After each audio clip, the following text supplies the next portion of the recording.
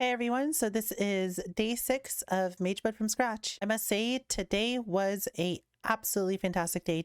It blew all my expectations out of the water completely. Why don't we start with what we did today and then we can look into where we're at right now. So for today, what I decided to do was I wanted to find a new farming strategy. I walked with this character into a tier 16 map last night off stream just to do one for funsies to see where's my character currently at in terms of strength and in terms of progression. And I wanted to see how easy is a tier 16 map. And my God, I'm sad.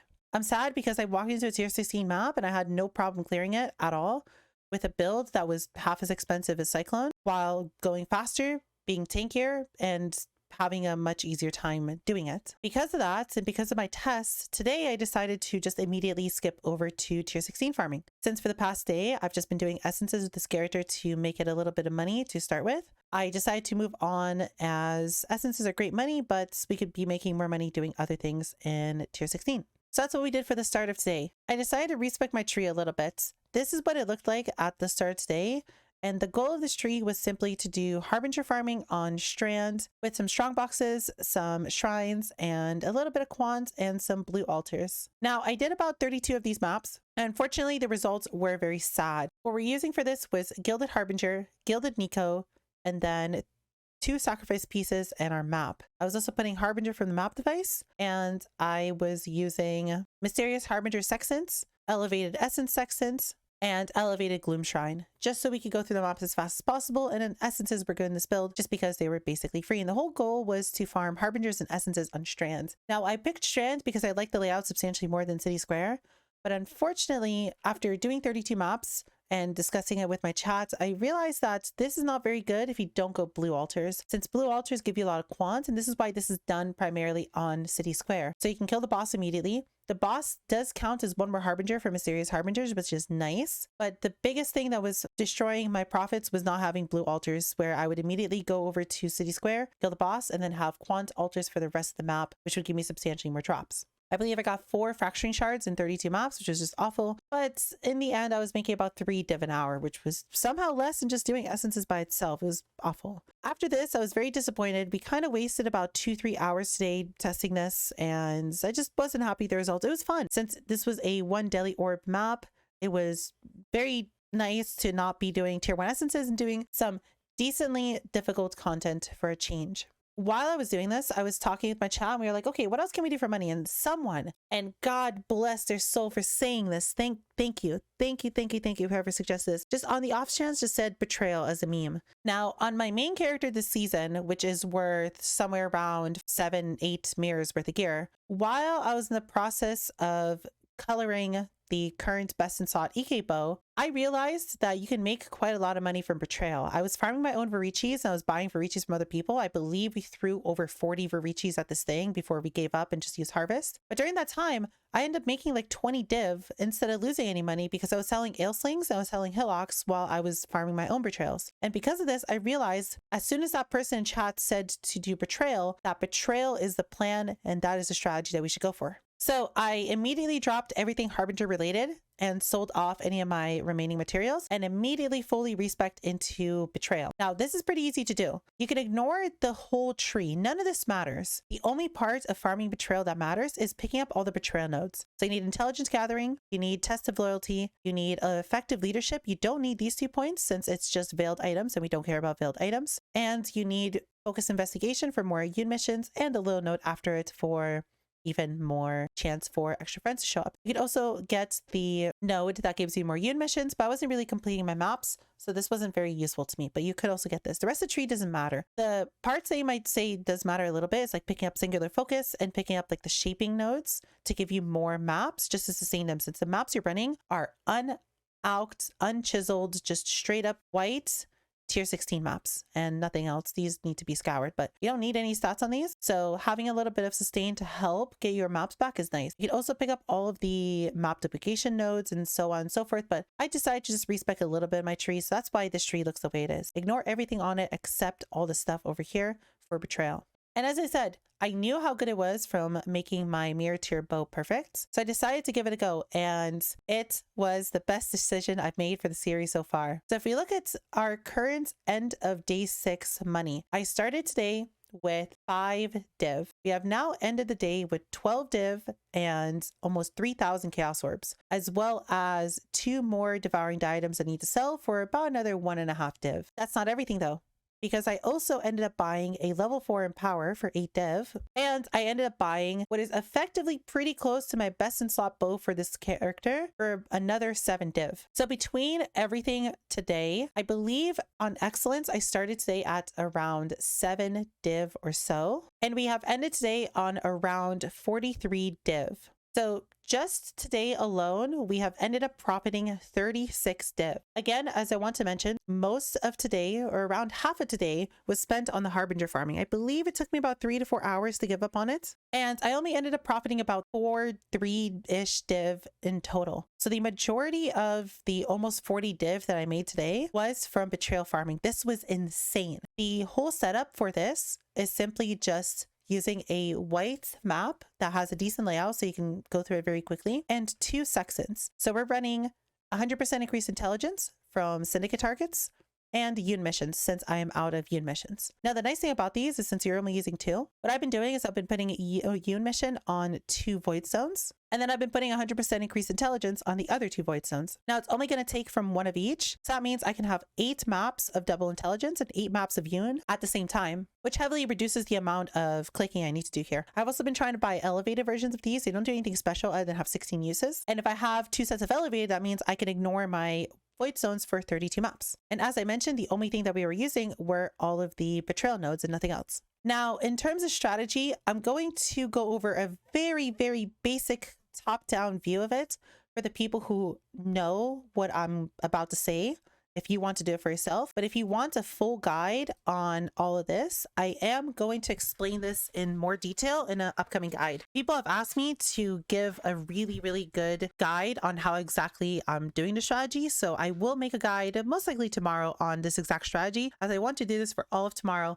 and maybe all of day 8 as well. So bear with me here. If you don't fully understand what I'm about to say, that's okay. We can go over this together tomorrow in a separate video. That's meant to be a full currency guide on this. So the TLDR here is you are looking to find Ailsling, put her into research, make her level 3, and then immediately run your mastermind. They have changed how Betrayal works to where everyone who is in your board gains +1 level when you fight Katarina. So that means a level 3 Ailsling, even if she's not the leader of research, becomes level 4 when you fight Katarina. So you just need Ailsling anywhere in research. Once you have her in level 3, you are ready to immediately do Katarina. Because we have double intelligence, what you can do is before you fight Katarina, save up 2 extra safe houses. So I would have Katarina ready to go, and I'd have 2 extra safe houses ready to go. What I would then do is go fight Katarina. It would reset my board, as you can see, and now I would still have my 2 safe houses. I would go immediately run these back to back before I do a single map. And because of double intelligence sections, this will immediately prepare another Katarina. So my Katarina will be ready to go instantly as soon as I go into another map. Once that is ready, all I'm going to do is I'm going to find Ailsling. I'm going to put her into research. I'm going to make her level 3. And as soon as she's level 3, I'm going to level 2 of the 4. It doesn't matter which ones. 2 of the 4 safe houses to be ready. And then I do Katarina. And then I rinse and repeat. I would do the Katarina. My board would look exactly like this again. I'd immediately do the 2 safe houses, find Ailsling again, and keep going. While you find Ailsling and while you get your 2 safe houses ready, you can also look for Varici, you can look for Hillock, and you can look for It That Fled. You want Varici and It That Fled in research, you can put Hillock in transportation, fortification, or research. All 3 of his quality crafts sell for about the same amount of money, and that's all this is. Again, I plan to make a more detailed guide tomorrow about this if you want to know how to do this, but this is a super free strategy to do. The sections are basically worthless. You are just consistently buying maps and that's it. The input is so low. You're maybe inputting about 5 chaos per map you're running. So let's talk about the returns. How good was the strategy? Well, I would say it's a little bit all over the place. It depends on how fast you find Ailsling, or if you get unlucky, how fast you can do a mastermind to reset your board to find Ailsling again. If you have a little bit of bad luck, it's about 6 div an hour. If you have decent luck or above average luck, it's going to be 8 to 9 div an hour. And you have really decent luck, or I would say if you can go a little bit faster than what I can do this at, he can make 10 div an hour. And for 1 full hour, I actually held 10 div an hour. So I know he can do 10 div with this. But for the majority of the 4 or so hours I did Betrayal today, I was holding on average 8 div an hour. If we want to look at excellence, this is my excellence of today. I started today at around 1,600 chaos orbs. Around here is when I stopped with Harbies. So if anything, I only made about 1 div doing Harbies. And then everything from this point to the end is all Betrayal. As you can see, it's very spiky. Right here, I had a little bit of bad luck and I was learning how to do this properly, so I wasn't making much money. But as soon as I started learning how to make money, as you can see here, I had an hour where this is where I made 10 div because I knew what I was doing and I was going really fast. Now, mind you, I'm streaming this whole time, and with streaming, I'm consistently doing other things. I'm talking to people and I'm helping other people and so on. So I'm not sitting here full focused the whole time doing this. If I was, my average money per hour doing the strategy would probably be a div or 2 higher, simply because I could have my full focus devoted to the strategy. As you can see, there's a big dip here. That's when I bought the bow and the empower. But then I very quickly made all that money back up. And then this has been ever since I stopped streaming. I've just been sitting here eating my dinner. Again, I will have a full guide on this tomorrow, but let's go over the upgrades for today quickly, and we should call it a day there. So I made a lot of upgrades today, as you can clearly see. Today I started with the non-awakened version of all these jewels, and I was using concentrated effect instead of empower. My caustic arrow is only 20 with no quality, but I'll have to go get quality on this later. But this is more than good enough. 21 vol caustic arrow is 12 div. So we're not going to be buying that for a while, even though it'd be a big upgrade. I bought Awakened Vicious Projectiles, Awakened Void Manipulation, and Awakened Arrow Nova very early into the day. These increased my damage by about 30%. And then I got Awakened Swift Affliction a little bit later. It was another 8% damage. And then once I started doing Betrayal, I bought this bow for 7 div and I bought the Empower for 8 div.